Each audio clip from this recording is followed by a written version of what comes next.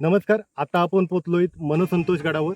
आपल्याला समोर दिसतोय तो बघा मनोहरगड. एकमेव पक्क बांधकाम असणारी मनसंतोष गडावरची ही वास्तू आहे.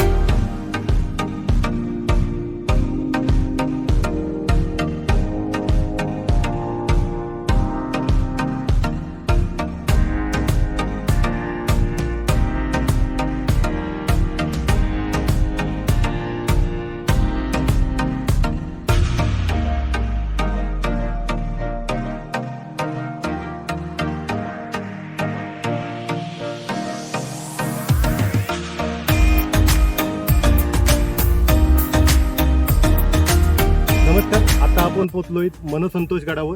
आपल्याला समोर दिसतोय तो बघा मनोहरगड. मनसंतोष गड हा मनोहरगडापेक्षा बऱ्यापैकी लहान आहे. याच्यावर एकच आपल्याला वास्तू दिसते आणि छोट्या मोठ्या ज्योत्या आहेत.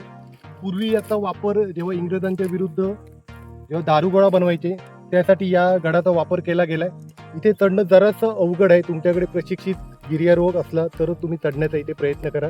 इथे केबल जोडलेली आहे, परंतु तुमच्याकडे प्रशिक्षित जेव्हा गिर्यारोहक असेल त्यावेळी आमच्यासोबत गोसावी सर आहेत, त्याच्यामुळे आम्ही हे धाडस केलं. इथे मनसंतोष गडावर पोहोचण्याचं माझी ही 3री वेळ आहे.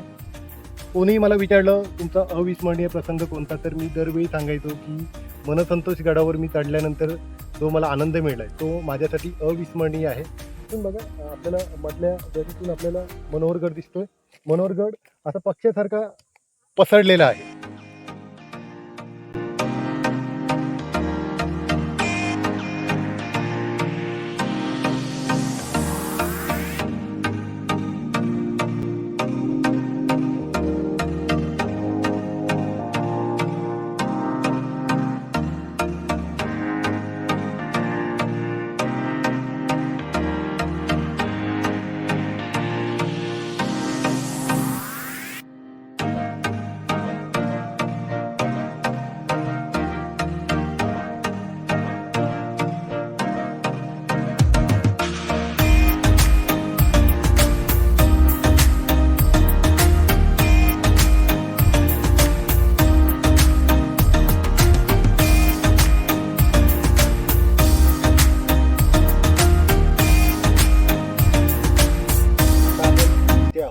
एक भलेही मोठी ज्योती आहे. एकमेव पक्क बांधकाम असणारी मनसंतोष गडावरची ही वास्तू आहे. शक्यतो हे धान्य कोठार असावं किंवा इतर दारू गोळा साठवण्यासाठी याचा वापर केला जात असावा. निश्चित हेच आहे असं मी म्हणणार नाही, परंतु ही एकमेव सुस्थितीत असलेली वास्तू तिथे चालू शकतं.